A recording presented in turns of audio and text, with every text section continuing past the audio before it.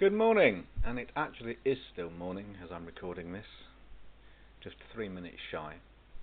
I actually just received an email from somebody who was complaining because my email today is late. Now, that's actually very heartwarming, and I do apologise. It's nice to know that people are waiting for me. But last night I was up until, or this morning I was up until 3:15 doing a webinar with a client in America, and then I was up again at 5:45 to take the beloved Sarah to the airport. So when I got home about 7:30, 8 o'clock and got my daughter off to school, I went back to bed.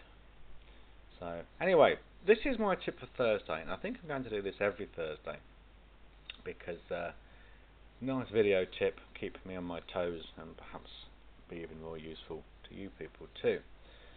So this is actually something I used on the webinar last night to illustrate a point, and because I'm extremely lazy today and feeling tired and looking forward to getting my brand new 27-inch Macintosh iMac out of its box because I couldn't yesterday because I was preparing for the webinar, I thought I'd share this with you as well. It's actually quite demonstrative and illustrative of a very important point, because most people think that writing an ad requires all sorts of arcane knowledge and lots of training, and you've got to be some kind of NLP mind-controlled guru to do it effectively. Now, the NLP mind-controlled gurus would like you to think that because they want to charge you for their services. But it's actually very simple, and you already know how to do it, because this single thing has everything that makes a good ad. Now, let's have a look at this then. Let's break it down. First, you've got a headline.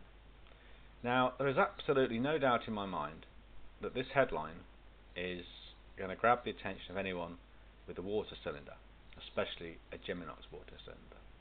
It's got urgent safety warning. But you see, like any good headline, it grabs your attention, but it also focuses and pulls out the people it's aimed at. Here's something which then gives a reason for the ad to exist, and I'll explain why it's an ad in a moment. This further takes the story along. What it's saying, and it's a good reason for you to respond to and for you to pay attention, is a faulty immersion cylinder can cause fires. And while it doesn't say the Geminox is actually faulty, the implication is if you've got a Geminox water cylinder, you are in danger of it being burned to a crisp along with all your family. So here's the call to action. Check your water press, your hot press, to see if you have a Geminox cylinder, switch it off, and then call these people. This is what to do, and here's why to do it. Because they're going to modify it for free. And of course there's a good reason for doing it, in the fact that it'll burn your house down perhaps. Now, there are two really important things I want to point out now, one of which I meant to point out last night and kind of forgot. The first is, you already know how to do this, because if I ask you to sit down and write an ad, you probably and ah and worry and piss and moan and prevaricate and probably send it to me to have a look at it for you. But if I ask you to write an urgent safety warning or a recall notice for something that you have supplied, you would know exactly what to do. You would know that you've got to tell them there's a problem with your thing. You would know there had to be a headline. You would know you had to tell them why this was important. You would know how to tell them what to do next. And you would also know what you had to do yourself once they contacted you. You know what to do. Now, I submit that this is an ad in exactly the same way that an ad for selling something is an ad, simply because when people buy things, they're buying them, and this includes products and services, it's everything. They buy something to address a need, to solve a problem. Well, this is just solving a problem and addressing a need of a different kind.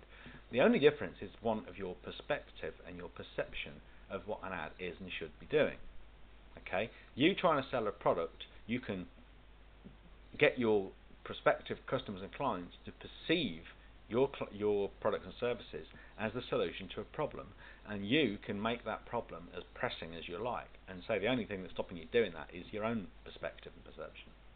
That's the first thing. And the second thing is the one that I meant to talk about last night, is this ad. You could, I think in a lot of industries, you could take this ad pretty much as it is and swap out some of the words like Geminox water cylinder and maybe even safety warning. and the picture obviously, and turn it into an ad for your own things. For instance, if you were, I don't know, selling smoke alarms, you could say urgent safety warning, smoke alarms. Having no smoke alarm can kill your entire family. We are looking for everyone who has no smoke alarm. Check your house to see if you have a smoke alarm. If not, local, blah, blah, blah. We will come and fit them for free. But of course, you would charge them for the smoke alarm. But you know, that's just off the top of my head and I'm very tired. But you get the point. You could do this quite easily. And this is an ad to all intents and purposes.